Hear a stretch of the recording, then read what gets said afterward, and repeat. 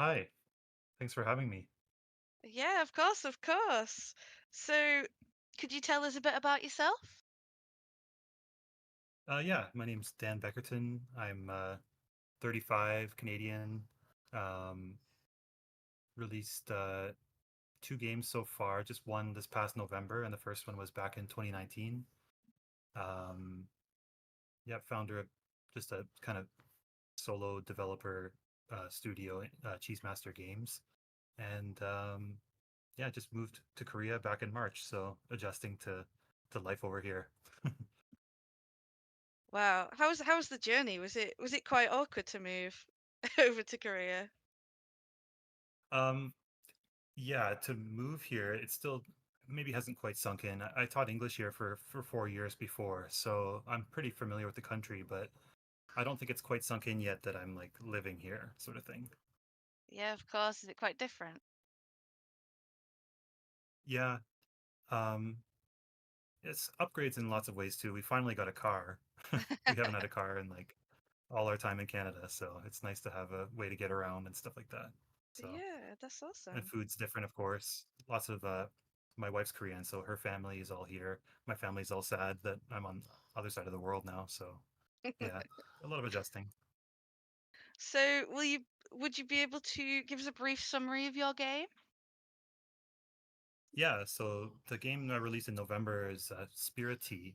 Um, it's kind of like a life sim. Like think of like Stardew Valley, but instead of farming, you kind of take care of a bathhouse for spirits. Um, it was like heavily inspired by Spirited Away and some other Ghibli films as well. Um, but yeah, it's like a life sim. So you kind of wake up every day and um, you take care of spirits to earn some money. You can spend that money around town, get to know the townsfolks. Unlocking new spirits is always like a bit of a puzzle. And then actually taking care of them in the bathhouse is also a different kind of puzzle. So it's um it's got a good mixture of things in there, I think. Yeah, I've played it myself a bit, and I am a big fan of the game. um, Oh, thank so you. Yeah, appreciate that. Of course. Can you tell us a little bit about your experiences within games development and how the whole process has gone for you? Um, yeah, so like I mentioned before, I was teaching English in Korea for about 4 years, and during my last, I want to say, year and a half, I kind of was thinking about like, oh, it'd be kind of fun to like just in my own spare time make a game, just whatever I want. Um, so I started looking into game development a little bit. I always thought programming was this like insurmountable wall that I'd never be able to learn, but after following a few like I did like a Unity. I started a Unity course on how to make a first-person game. Um, I didn't ever finish it. I got part of the way through and was kind of realizing um, how difficult it would be to make a 3D game all on my own, even with like a engine like Unity. Um, I was thinking about all the modeling and stuff I'd need to do, so I kind of just made the decision to switch over to something a little simpler. So I went for Game Maker Studio 2, which is particularly good for 2D games and like pixel art and stuff like that, which is a lot more um, beginner friendly, I would say, when it comes to if you're not really an artist and you're trying to make some art assets. Definitely pixel art's a bit easier, I would say. Um, and then yeah, messing around with Game Maker a bit. I started just doing some YouTube tutorials. I really wanted to make a simple game that was like similar to the original Legend of Zelda, like a top-down perspective adventure game. And so yeah, I kind of in my spare time while I was teaching over in Korea, I was learning how to do that. And eventually, after the year and a half after my time finished in Korea, I was like, this is like going pretty well. I think I could finish this when I go to Canada. So my wife and I moved back to Canada, and I spent about 7 or 8 months finishing the game, and then I released it on Steam, which was a whole process too, as well as a Kickstarter. Like back, I think we moved back in February, and then I did a Kickstarter in April, so it was just like totally thrown together. Um, and I think it had like 55 backers, so as you would expect, without any marketing. But it was still a really good experience to do that whole process. Um, and yeah, so then I released the game in September 2019, and I immediately started work on Spirittea because my wife and I, um, we moved out of my parents' place where we were staying and moved to Vancouver, Canada, because it's like a big hub for art um, and the games industry as well. So we thought if we're going to live somewhere and we want to get into this field, I want to get into this field. She's an artist, a watercolor artist. Um, I figured that's a good place to go for both of us. So we moved there, and we had like maybe $40,000 in our bank saved up, and basically the goal was okay, let's try our hand at game development and art simultaneously. Um, and so yeah, Spirittea started in September 2019, and I was just nonstop. Like you can feel the time ticking away, and you can see your bank account dropping slowly. So, or not that slowly actually. And so you're kind of like have this pressure to keep working super hard.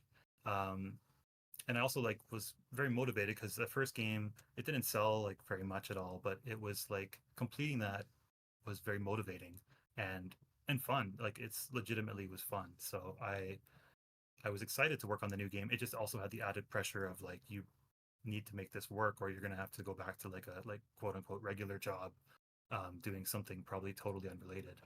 Um, so September I started work on it, and then I did a Kickstarter in January 2020. So that was also pretty thrown together, but it did a lot better um, than my first games. And and yeah, after that Kickstarter, it gave me a little bit more time to work on the game, and I think our savings were down to like $7,000 or something when I finally like had a big um, break by joining up with No More Robots, the British publisher, and they were able to help provide funding. So then I could finally be like, all right, I don't have to worry about becoming homeless. I can just work on the game now, which is what I always wanted to do. Um, yeah, and so from that was I think June 2020. Yeah, June 2020 until November 2023. We worked together on the game and released it. And we're still working together. I'm still adding content to it after release. Um, and it's still fun. That's the important thing is it's still very fun to work on. And there were some big events in the middle. Like we had our first baby back in July 2023. So that was a learning process of what not to do just before your launch is have a baby. So um, yeah, that's a good note for everybody there. And yeah, then the game released. It did well. I mean, much better than my first game. So like, I only have those two to compare to basically. Um, and yeah, that's pretty much where I am now. Yeah. So moved back to Korea just for a change of scenery and also just it's a little bit cheaper to live here. So what I've made from the game can take me a little bit longer, sort of thing, last a little bit longer. So yeah, that's pretty much me up to present. Yeah, of course. That sounds like quite an adventure. Um, Yeah. and you mentioned Kickstarter and publishers. Mhm. How was the process of getting the Kickstarter set up for anyone in chat who might be interested in funding their games? And how was it working with a publisher? And how did you find that publisher? Yeah. I'll start with the Kickstarter. So the the actual process of setting up the Kickstarter page is very straightforward, right? You just need to have made a trailer, well, ideally, um, and you just fill out the whole. If you're familiar with Kickstarter, it's just you just scroll down and it's got loads of information about your game. So it's got spots for you to put your descriptions and spots to insert GIFs and pictures and I don't know, yeah, and videos too. Yeah, you can do videos, sound effects and music, and so like all that's pretty straightforward. Um, you when you create your page, you get a link that you can share with people so that they can follow it if it hasn't launched yet, or they can see the actual page if your Kickstarter is launched and you're trying to generate your revenue or generate your money, your funding. Um, they say that I mean I've learned a lot from that, especially from my first one, which had 55 backers, and I think the goal was $1,200. I'm pretty sure it was $1,200 was my goal. Um, I naively saw other Kickstarters that had like low goals and like I think there's someone named Sean Young. He's done a few pretty successful games, and I remember one of his Kickstarters had like a really low goal of like 1,000 or 2,000, and he made like 70,000. So I'm like, oh, okay, so that's what you do. You just make a low goal, and then you make loads of money. And then you make then if you haven't done any marketing like I did, you launch your Kickstarter, and then nothing really happens. It's like crickets chirping, and you're like, oh, I seem to have missed a piece of the puzzle here. So marketing is a really big thing. I don't think I'm the best person to talk to when it comes to Kickstarters because both of mine were extremely thrown together. Whereas I've heard you should spend months marketing them, basically getting people hyped up and using social media to show little clips of your game and stuff like that. Um, yeah, and then you get people following your Kickstarter, and then they get notified once it launches automatically. Like they get an email. So that's the way you're supposed to do it. And I would recommend doing it that way, which is what I'll do if I ever do another a Kickstarter again. Um, as for the publisher, No More Robots, they were great. It was Mike Rose, the one that I was talking to the most. He um, he was one of the co-founders of the publisher, and he's a really nice guy and very down to earth and very straight with you. Like I remember when I was trying to feel out Mike and the publisher and like this is someone I want to work with. Like he gave me emails of previous developers they've worked with. He's like, you can send them an email, ask them whatever you want, and they will they'll tell you like what it's like to work with us. So I felt very comforted by that he's confident enough to just give people's emails that have worked with them. So he's not afraid that they're going to say something horrible about him, basically. Um, and so yeah, I felt like they were very realistic. I gave them my little breakdown of like what I thought I was going to need in terms of funding to complete the game.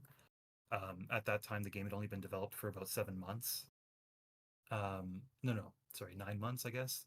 And I think I don't remember exactly. My goal was like to launch an early access in 2022, I want to say. Um, and so I gave them my plan and like my budget for this is how much it costs for me to live basically, and I don't really spend much on anything else at that time in my life. So um, he came back and he's like, "Is that's fine? That's like we can do that. Is that enough? Like, are you going to be comfortable? Because we don't want you to be like struggling to make ends meet when we're expecting you to be like working hard in the game, sort of thing." So I like that they were real about that. They weren't just like, okay, that's a low number, that's good. Here's your money. Now get us what we promised.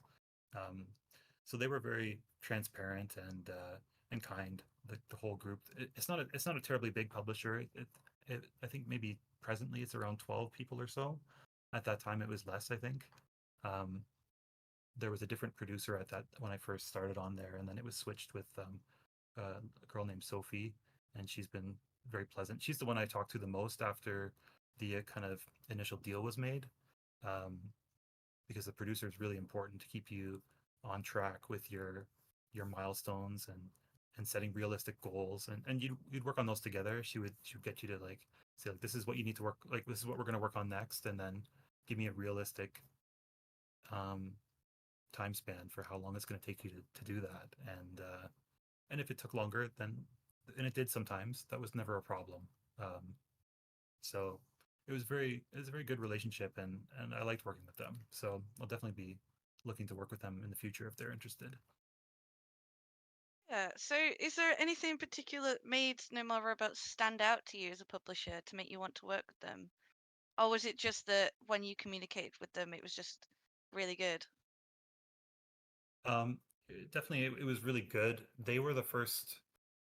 They were honestly the first one that um, showed interest in the game. Well, not showed interest, but actually um, continued showing interest after we talked and stuff. I spoke with a couple other publishers. I think Dangan Entertainment is another one. Um, I did a call, one or two calls with them, but eventually they said like, "Oh, we're not sure at this time." So they said no. I might have messaged with. I sent a few more. messages to like other publishers, like I'm sure Tiny Build, and I remember Humble. I messaged them and Chucklefish because Stardew Valley was like a really big inspiration for my game dev journey. So I'm like, he worked with Chucklefish. It'd be really cool if I could work with them too. But they didn't bite. So No More Robots was the first one that actually went forward with it. So yeah, Yeah, so basically just keep going, keep messaging people and keep yeah, reaching out. for sure. Yeah, and you don't have to accept the first one that accepts you. But I just felt very comfortable with them, and they were setting realistic like salaries for me and goals. So it just felt like um, yeah. I mean, I definitely was a bit desperate at that time. So it was kind of like, someone's finally giving me my chance here. Do I really want to turn them down and risk not being able to do this? So that's a factor too. Of course, you have to consider all your situations, but I was also very confident in them. So um, yeah, it ended up and it's been great ever since. So it's been a good situation. Yeah, of course. So have you worked on the game solely by yourself or have you had other people working on it with you? So I worked on it by myself. I've had my wife help me with some of the little character portraits that show up beside the text boxes. Yeah. She was helping me get some of those done before launch. Um, and then I had the music was composed by David Linares. He reached out to me during my Kickstarter and was showing interest in it. And I told him, I'll have to let you know, like, I don't really have any money to pay you right now. The Kickstarter money was going to go all towards making me survive as long as I can, basically. Um, and he said, it's fine. Like, I don't mind doing it for free. And I was like, no, I'm going to pay you for it if I can. And then once I finally got the publisher and I was making my budget sheet, I included like being able to pay him in that budget. So yeah, so David did the music, 40 tracks I want to say for the game. There's a few that I did that you can probably tell are less lower quality. And then my wife did some of the portraits, but everything else was done by me. Wow. I guess except for the ports. The porting was done by another studio to Nintendo Yeah, Switch and Xbox and stuff. Yeah. of course. That's a little bit different, right there. Yeah. I mean, if you So know how to do that right from the get-go, that's impressive. yeah, of course. So what kind of resources did you use to learn all the little bits you did? Was it literally just YouTube tutorials? Is that something anyone can pick up and learn how to make a game? I would say so. Yeah, my first game was made by following YouTube tutorials and you just it's pretty much or my approach was always like, okay, I want to add X to the game. And then you just Google like the game engine like game maker, how to program, blah blah. And then you get a whole bunch of different potential answers and you kind of go through and see which one's kind of closest to what you're hoping for. Um, yeah, so it is literally just YouTube and Googling. The Game Maker has a Game Maker community website, which is really, really nice. The people are really friendly and helpful. It's like basically forums. If you have a question, you can post it on there, give it the proper tag, and put your question in there, and people will tell you the like 100 ways you're programming incorrectly, and and then if you're lucky, they'll also answer your question. um, but yeah, those those are all the resources you need, really. And my background is I studied biology in university, and then I studied nutrition. I did a master's in nutrition, and then I worked in Korea teaching English for a while. So like my background's totally not programming or game developer related. So I would say that if I'm able to do it, anyone can do it. Honestly, if they really really want to. That's the big thing is like how much do you want to do it and um, how much are you enjoying it too? I think is really important. Yeah, because it's got to be a hobby as well as wanting to make money from it, right? Yeah, like money was definitely not the starting point for me. When I was learning to make my first game, I was finding in the evenings after I was done teaching, I was starting to feel more excited about working on the game than I was about actually playing games, which was typically what I would do in the evenings. And then that was always a good sign, like, wow, this is really fun to work on this, and going for walks and like brainstorming, like what kind of crazy monsters could I put in this game and stuff, because it was like a fantasy adventure game. So that was really, yeah, it was fun. So I think you really, yeah, if you're going in just with the money in mind, it might not be as it might not be successful, and then it might also be not as fun to work on. Yeah, of course. Even though your background is not directly related to games, has it benefited you in some way still? um I think just being open, like, I mean, I've learning biology and nutrition is so different, but then like going to Korea and learning and like not really learning really well, but picking up a little bit of a new language and new experiences, and um definitely learning living in Korea like made me realize, it gave me more perspective on my own life of like how different people are living their lives, and um, those things probably didn't contribute terribly to the game developer side. Although maybe like I find Korean people are very hardworking, so maybe that was partially like subconsciously motivating me in the evenings when I'm done teaching. I didn't feel like, oh, woe is me, I'm working on something else in the evening. It was like, oh, this is good work ethic, and fun too. um and I like to draw when I was younger too, so I think that's where like my amateur pixel art started from, was from Mm. that. I didn't draw pixel art, but pixel art I feel like is not terribly hard to pick up, but I can safely say that I'm still not at the level that I'd like to be. The game certainly doesn't look the way I envisioned it. I like how it's turned out, but it's not like what I pictured, in terms of the art. And that's just a typical situation of someone who's not, their skill isn't at the level they need to be able to like picture something and actually put it on screen, sort of thing. So yeah, so I guess a background in drawing was helpful too. And playing games, of course, is always good for design knowledge. Yeah, I mean, it could be a little bit of imposter syndrome where you think things are up to scratch, though. Um, yeah, it could be imposter syndrome, or just I just am an imposter. Among We'll have Us. to figure that out, I guess. Yeah. Um, what kind of difficulties did you have along the way during development? Was there anything major that stood out where you were like, ah, this is all gonna go wrong? um, During development, I guess, I mean, I can tell you about the way that I put the dialogue in the game was, it had many iterations. It all starts with like an Excel spreadsheet, and you're writing your dialogue on there, but the way you kind of arrange it and line it up, um, is really important if you want to be efficient with it.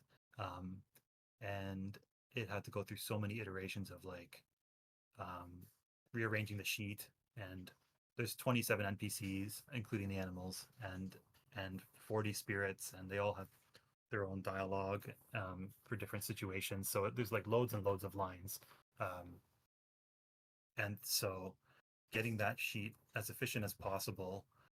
And the end, I'll, I can even show the screen if that's helpful for people. I can show what my final version looks like. I don't know if it's, I still don't Yeah. know if it's the ideal way, but let's see, just open this up here.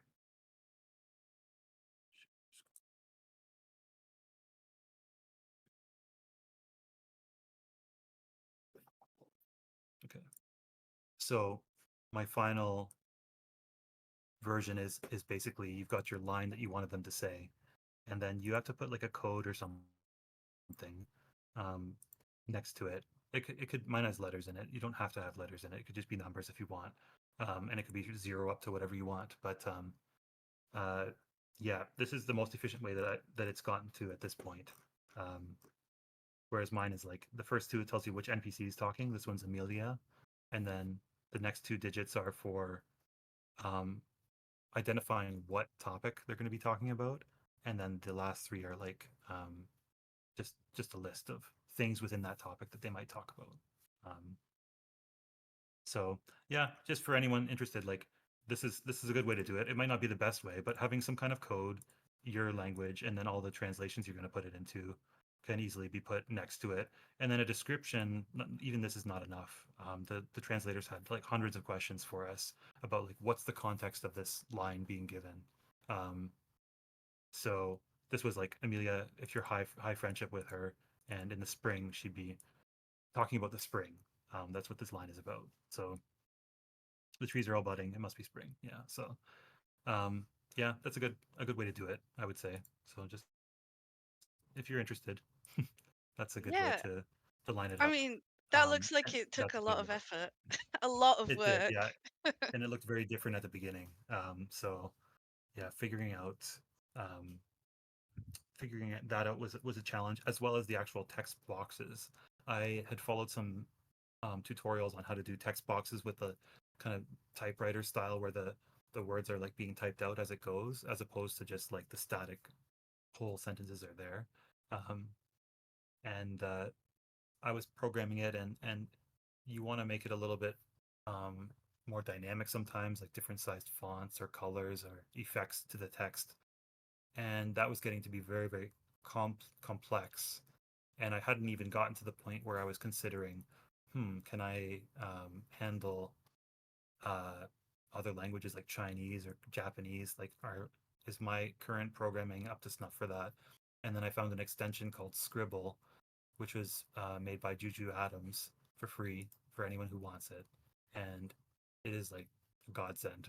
It basically uh, it handles all of the concerns that I had. It has its own effects, like it lets you put sprites inside the text boxes and mixed in with the text if you want. So once I found that, that was so helpful. Actually, my porting studio contact is the one that told me about that. So that was huge.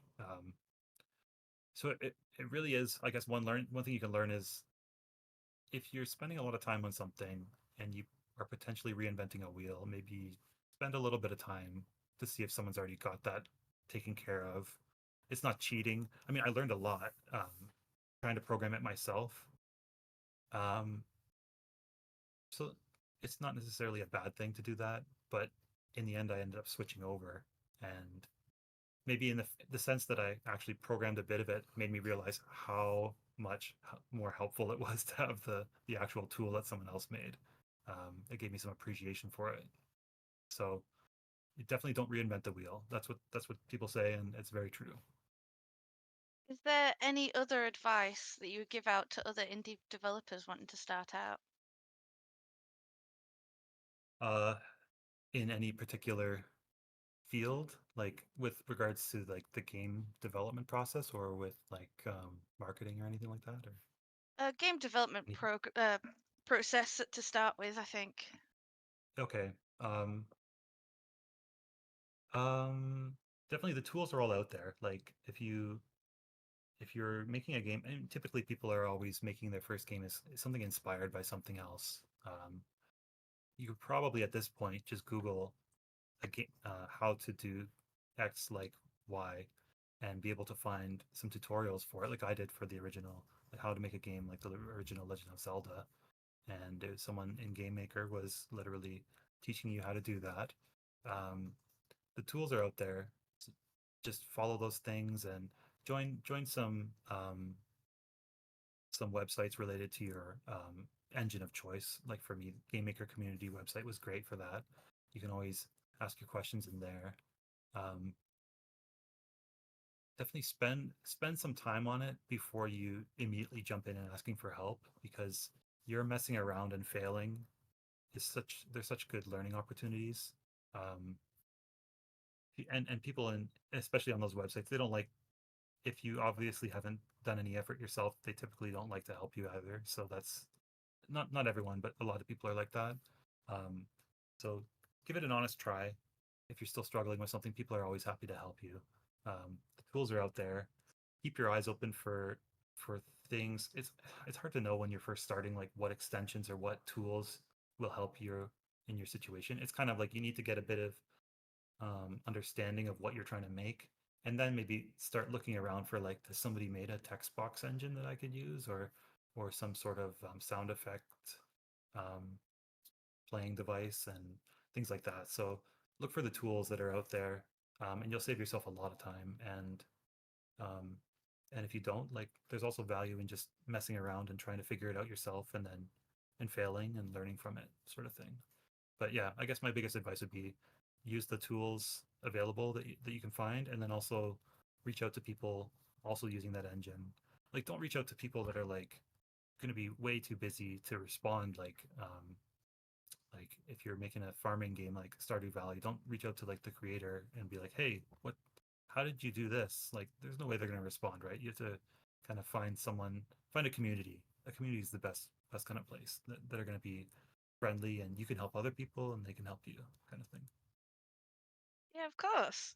So, towards the end of creating Spirittea and getting it up and set up, how was it getting it set up on store pages like, Xbox, Switch, Steam particularly? So Spirity, the store stuff was mostly handled by the publisher, but I can tell you from my first game's experience, Steam has a very detailed. So the Steamworks is the kind of developer website for that. So you have to create a Steamworks account and verify, and I think you have to pay $100 if you're gonna create a game on Steam. Um, and once you've paid that, and you've got you're given an app ID, so your game's ID for the Steam page. Um, and then there are loads and loads of very boring but important tutorials on the Steamworks website that teach you all the things you need to know, like the banners and the, what are they called, capsules for like the game's key art and stuff like that. And depots are like the terms they use for the actual files you're going to be putting. Depots are like downloadable chunks where you put the files for your game and stuff like that. You would create separate depots for DLC and soundtracks and stuff like that. All these like strange terms you didn't, like, if you're like me, you've never heard before, and it literally is just like you just have to resign yourself to, okay, I gotta just spend some time reading this really dry tutorial, but it will, in the end, it'll give me a Steam page, which is so important if you want to do marketing. So um, luckily, it's really really well documented. And for example, Game Maker has a lot of tutorials specifically for Steam, or for how to set up your Nintendo Portal identification and stuff, and Xbox and things like that. So they're, luckily, all the tutorials are out there. Um, for my first game, I floundered through it and managed to make it on my own. But for Spirity, luckily, I had my publisher help me with all that stuff. So yeah, that was really a good time saver. Yeah. So, if you went back to the very beginning, what would you have done different? Like at the very start, how would you have prepared yourself for the rest of how it would go?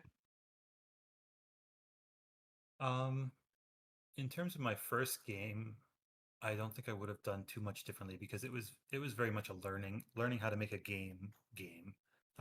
I did end up selling it for about $5. I think I just recently lowered it, just because by the time I finished it, I felt like I'd put so much into it that it was worth something. Um, for Spirity, what would I have done differently? I mean, I can tell you what I wish I had had more time, but it was literally always on the clock. It just from starting in September until I got the publisher in June, it was just like throwing together a Kickstarter, throwing together the game. Um, like for the Kickstarter, I was like literally throwing together the art assets so that I would have something to show in a trailer, sort of thing. So a lot of the earlier Spirit designs were just like, I didn't really have time to be like, I want to create the coolest looking Spirit ever and give him lots of background information and lore. It was more like, okay, something that resembles a frog. Okay, I guess this will have to do. Yeah, so definitely having more time would have been nice. It's not something I could do differently, I guess, but I guess I could. Well, I guess I could have planned better, and maybe just maybe if I started Spirity as a hobby as opposed to like not having a job and just going full on in, maybe that would have been a better way to go. Um, yeah, Do you think definitely giving yourself enough time. do you think you would have had the motivation though if you'd have had it as a hobby instead of having that pressure? um, I know that I would have still been motivated, but I know it would have been a lot slower because if I just didn't feel like working on it, then I just wouldn't do it one day. And whereas like it's like I got to get this done as soon as possible. I had so many deadlines, like Kickstarter deadline. Got to get everything done by this time. I was literally like rendering the trailer the night before the Kickstarter went live, um, and everything was just so thrown together. Um, I think the motivation was still there. It certainly the game would have looked or would have turned out a lot differently too because like all your decisions, even if they're rushed ones, are going to create certain designs and quest designs and things like that. Whereas if you had more time, maybe you could have made more easily understood quests. Like a lot of Spirittea's quests, not a lot of them. Some of them are pretty rough.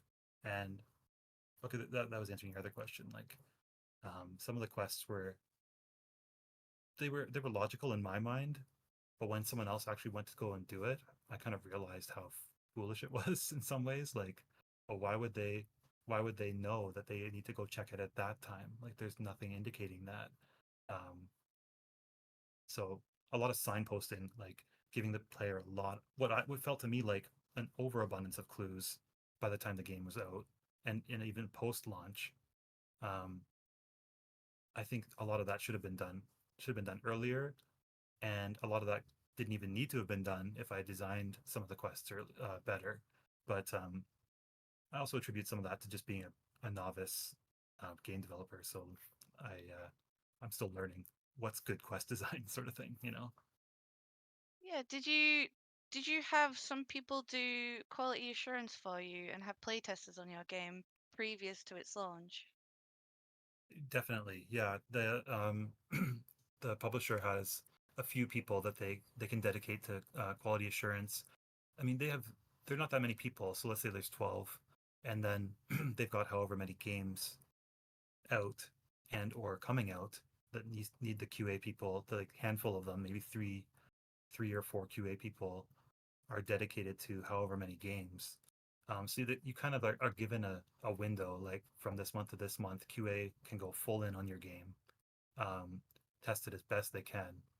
And once you get even closer to launch, I know No More Robots likes to get some community members that can join, like with a special status of like, I think we call it the Wanyan Early Access Club. Um, they were like basically community testers who got to play the game a little bit early for free and find all the bugs, which I guess they didn't mind if they took that role. Um, Even still, the game launched with a lot of bugs, and that was the primary source of negative reviews. Um, but it's just a matter of like there's only a handful of QA members, and community members are not always um, experienced in how to report them or how to replicate the bugs. So you're just guessing like, oh, that could be due to this or that. Um, but definitely there was plenty of testing before launch. We still missed a whole bunch as you will, and then we continued to. They're still testing it these days because I'm still doing updates and releasing new content, which requires people to check it over. Because clearly I make loads of mistakes. So yeah. So you said you had some bad reviews. How did you kind of get get that back to, because it's very positive on Steam right now. Yeah, I don't know if it's necessarily that we got it back or that we've managed to stem the flood of bad reviews because we were at I mean the game will always start with people that really like the game and maybe people that the publisher knows. I'm not sure who first initially reviews it, and you get a lot of positive stuff. And then you get the negatives coming in, and so our score was 90 something at the beginning, and then it just dropped and dropped and dropped and dropped.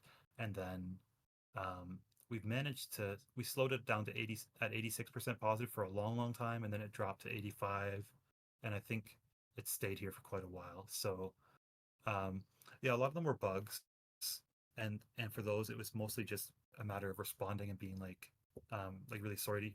to hear about the bug you ran into, um, trying to get as much information from them as they're willing to give you, so you can actually figure out what, if you don't know what's causing it, maybe they can give you some information that'll be useful. A lot of the time, they're just frustrated and want to just complain about like this game's buggy. Sometimes you get people that are really like the game, but um, and are, are willing to flip to a positive review if you can actually solve their problem. Some people, doesn't matter how nice you are to them or how helpful, they just never will. They're just grumpy. Um, but yeah, we've managed to slow it down a lot. I think the new content's also winning some people over a bit. Sometimes translations and localization was the complaint because um, usually we when we add a new update, the localizers are not always available to do all the languages for that update. So we usually launch in English. So um, you'll get some people playing maybe in Chinese, for example, and some new line of dialogue that's from the new content comes up and it's in English, and they're going to be rightfully annoyed and not understand that. Um, so that's kind of occasionally that happens, but I think we typically try to get the localization up to speed for updates, just so you can avoid those negative reviews because the game's got less than 500 reviews right now, so every review still means a lot to me. And I read all the negative ones, so I don't know. I know you're not supposed to do that, but I want to see what people are complaining about. So yeah, Yeah. we've slowed it down though. Yeah, you never know if someone's negative review is actually going to be helpful. Hmm. And they are sometimes, yeah, and then other times it's just um, you can usually tell from the playtime if they've played it a good amount and they're leaving a negative review, then it could be some valuable information in there. If they played for like half an hour and they say like something's beyond broken and it clearly isn't because no one else is running into it, then you're just like, okay, maybe they just got unlucky or something. Yeah. Yeah. How much planning and games design would you recommend someone has in place before beginning the development stage? Um, if it's just for your own hobby, I wouldn't think you would need to have too much because there's only so much you can do in your head. Like, um, for example, my first game was a fantasy game, so I actually spent a lot of time kind of imagining the world and making notes about the different races in there and why they might be fighting with one another, or the different regions and why those would exist. And those are fun to like go onto like YouTube and search like how to design a map and how to write realistic characters with like real um, relatable emotions and picturing like what would a person in this fantasy world do all day, and does it make sense that they'd be standing where they're standing, sort of thing. That kind of stuff's all fun to plan out, and you can do that as much as you want. But sometimes when it comes to um, designing the game, some things are hard to just imagine until you actually start getting into it. Um, if you like for Spirittea, for example, my original plan was 80 spirits. Um, I think the townsfolk ended up being a few more than I originally planned. I think I was going to do like maybe 20, but this is kind of an example of what I'm just talking about. Let's say I wanted to put 20 in the game, and I started putting the locations in the game that I imagined in my head. Um, but then it's like you had a school and you have one teacher, and it's like what like this school is huge that I've drawn all the art assets in the different classrooms. There needs to be more than one teacher. Like this doesn't make any sense. Um, so then you start adding a few more NPCs, and later on I added school children and stuff to the school. Um, because for the longest time the teachers were just standing there talking to the empty classroom. So it's like um, you kind of some of those things you come along, you kind of tweak along the way. And same with the 80 spirits. Like as I was working on the game and making the quests and stuff with my producer Sophie, we're like, this is not feasible in the time frame we've selected to have 80 spirits and most of them having a quest. So you kind of have to tweak things and take things away. A lot of things get scrapped. There was supposed to be a functioning arcade cabinet with its own mini game that that got scrapped just from time constraints. Um, and sometimes you add a mini game here and there that you didn't expect, and so it's hard to say how much you should plan. Like at the very least, I guess you need to have your vertical slice of the game. Like what is the basic player experience? If they're playing your game, what are they going to be typically doing in a play session? Is it if it's a fantasy game, like they're going to be fighting? What kind of attacks can they get? What kind of weapons can they get? The inventory system, like what kind of enemies are there? What kind of status effects can they get? Um, all those sorts of things. What's the penalty for dying? Can you level up and get experience? Um, and then when it comes to your budget and how much time you have, then you can start figuring out how many locations you want to put in the game. And if it's just a hobby project, it can go on endlessly, right? You're like, oh, I just thought of a cool new monster. I'll add that to the game, and then you figure out where to put it and add a totally new area because you have a new monster now. But when you have like I guess if you're kind of if you're wanting to see yourself finish a project in a reasonable amount of time, even as a hobby, you should you should set some pretty realistic limits of like only a handful of locations, a handful of monsters and stuff. Um, and don't be too sad if you have to cut stuff out to reach your deadline. Um, it's hard to be strict with deadlines when it's just a hobby, but there's a lot of value in completing a project um, and seeing it through to the end and actually getting it into hands of the public who are going to tear it apart and praise it. Um, you just learn so much from that. So um, yeah, get like the basics down for sure, and like the mechanics in your game. It's hard. It's really hard to add mechanics after you've launched a game, or not after you've launched, after you've like designed most of it. If you're suddenly like, oh, I want the player to be able to jump now, um, it's really hard to like consider all the things that might break by adding that mechanic later. So you definitely need to figure out all the things the player can do early on. Um, and then that can also help you design the enemies because if an enemy knows you can't jump, then you can design it in a different way, sort of thing. Um, yeah, so hopefully that answered the question. It's a bit of it's a bit of like just plan some things and some things can be a bit looser, I guess. Yeah, I think we've got a similar question here. Um, I've been developing small projects on and off in the side for over a decade as a hobby. As you mentioned before, however, I find it difficult to keep myself engaged and have enough time to finalize the game slash product. Cannot count how many unfinished projects I got. Anything personally that helps you keep on track and committed to a project? Yeah, this is definitely a tricky one. I read about that a lot and I've experienced it a bit too. I think for me personally, um, the first thing you have to do is definitely make sure you really, really, really like this thing you're working on now, which everyone always does. And then that enthusiasm always dies down over time. But for me, it was kind of like I wouldn't let myself even brainstorm about other games if I was working on something that I knew I wanted to finish. I wouldn't even like give myself the enjoyable time of just being like, oh, it'd be cool to make a game like that. Um, if I found myself thinking about something else, I'd be like, no, just don't even.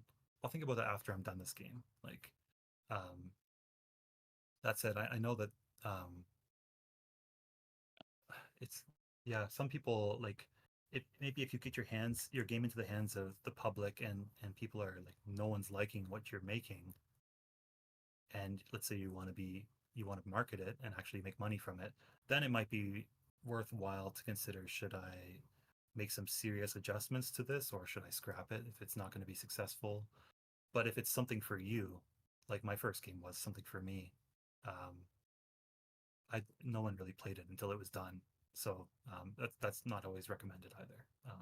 But I guess yeah, to answer your question, for me it was more like I wouldn't really let myself daydream or like daydream. Of course, you can't stop that, but actually sit down and like, oh, if I was going to design this game, I'd make this ability and this stuff. Don't do that if you want to actually finish like what you're working on. That's what worked for me anyway. Was just not letting myself um, even think about it too much. Yeah, no problem. So how is it working on the game after release? Do the publishers still give you full support? Is it difficult to find motivation because you finished the game? That kind of thing? Um, yeah, the publisher is giving full support still. Like for example, we've got an update that's being tested for Steam right now and should be out hopefully this month. Um, so QA's been testing that. That's what we're waiting for. Like my part's done. QA's testing it. They've already found some things that I've had to go back and fix. So QA does still have time to dedicate to help me out. And my producer, like I told her like my whole kind of next two phases for the game that I had imagined, and she was kind of doing her producer thing of being like, okay, can you tell me what kind of timeline we're talking here? Like for this phase you're talking about here, how long are you talking? Months or 1 month or 3 months? And so they're not like post launch they're not being too strict about it. Like, and they're not saying you need to have this out by this date. They just want to have an idea so that we're not like dragging our feet too much, sort of thing.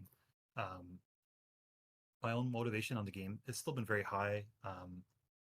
I I had yeah, like I went for a really long walk the other day, maybe a month ago, and had a whole bunch of ideas for how to take systems in the game that I feel like I didn't really push far enough. Like there's cooking in the game, for example, but the food is only used for a couple of different things, and there were a few situations like that in the game that I was thinking about, like how could I get more use out of that and add more depth to the game? And I came up with a whole bunch of ideas, and now that we're post launch and I know everything that's in the game and what systems that might affect, I'm able to brainstorm some like fun new ways of adding content to the game, um, and that's fun for me still. Like, fortunately, it wasn't a game where it was like, oh, I just can't wait to be done with this and be out of here, sort of thing.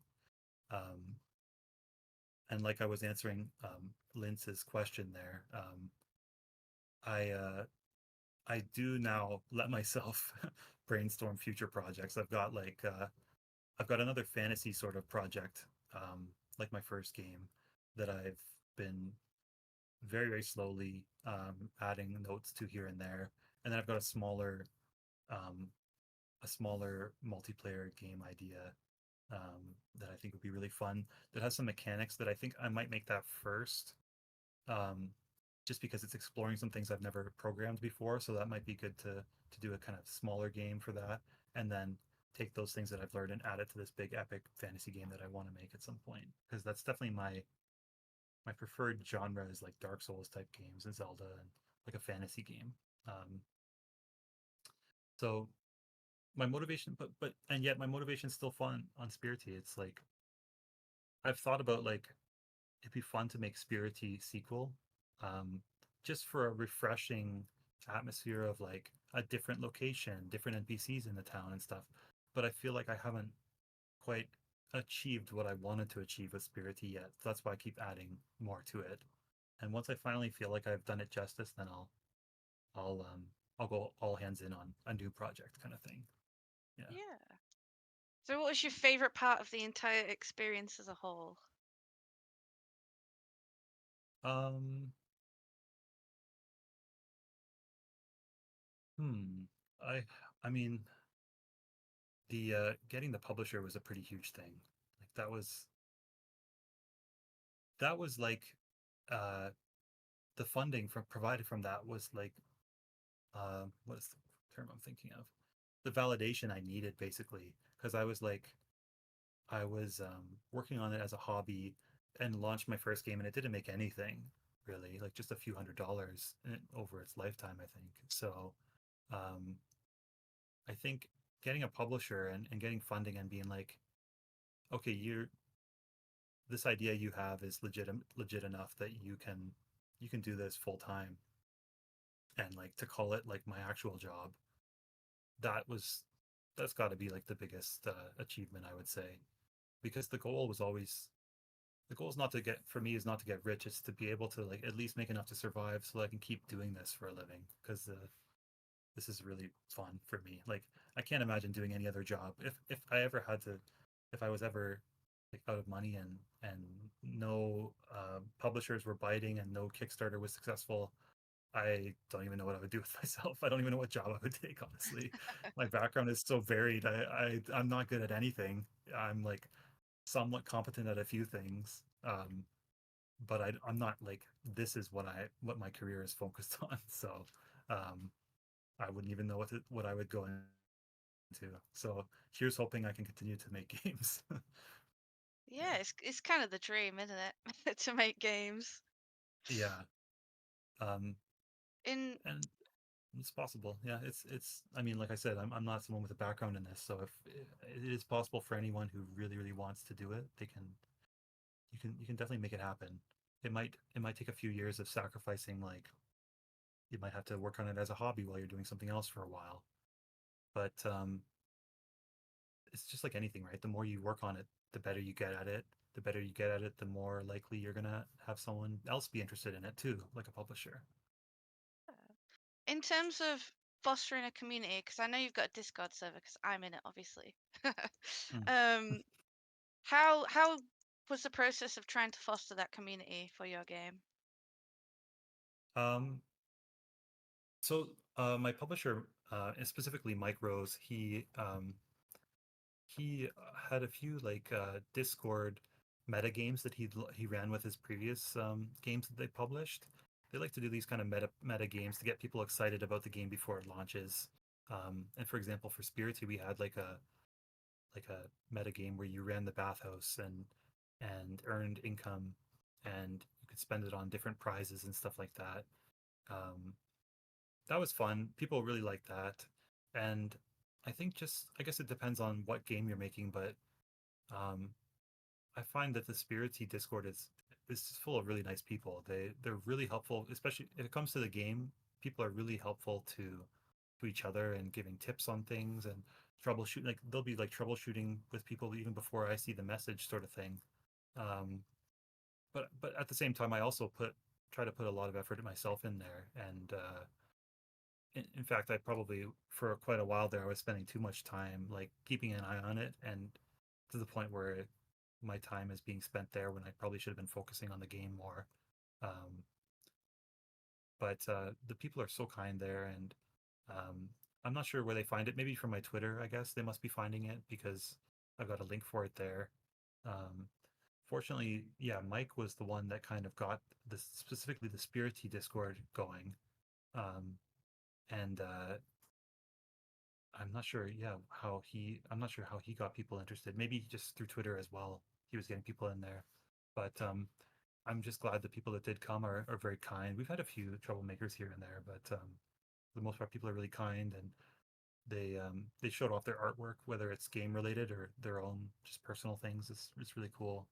Um, I've enjoyed reading people's comments and stuff. We just got recently the publisher just got a new community manager that is kind of keeping an eye on the Discord, which is alleviating some work for me. So that's nice.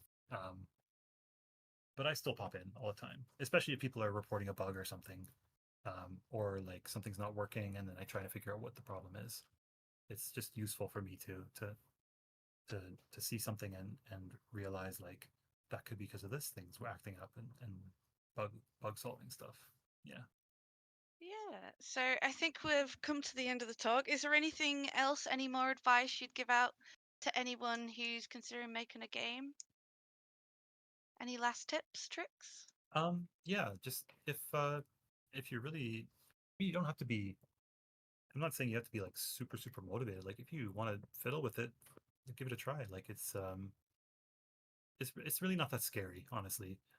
Uh there's that graph that's like how much you know and how confident you are in something. It's very true. Like you'll you'll start off very low, your low confidence and low knowledge, and the as you get some knowledge, your confidence will go up, and you'll hit a point where um you think you know everything, and then you learn a little bit more and you realize how much more there is to learn. That's always going to be the case though.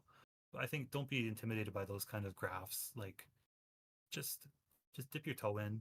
If there's a game idea that you really like, my I guess my advice would be if it's a 2D game, try something like Game Maker. It's got so many resources for it, or Godot. Um, if it's a 3D game, try Unity or Unreal. The engine for the most part isn't super important. I would just say if it's a 2D game, don't go for Unreal. It's not really suited for that.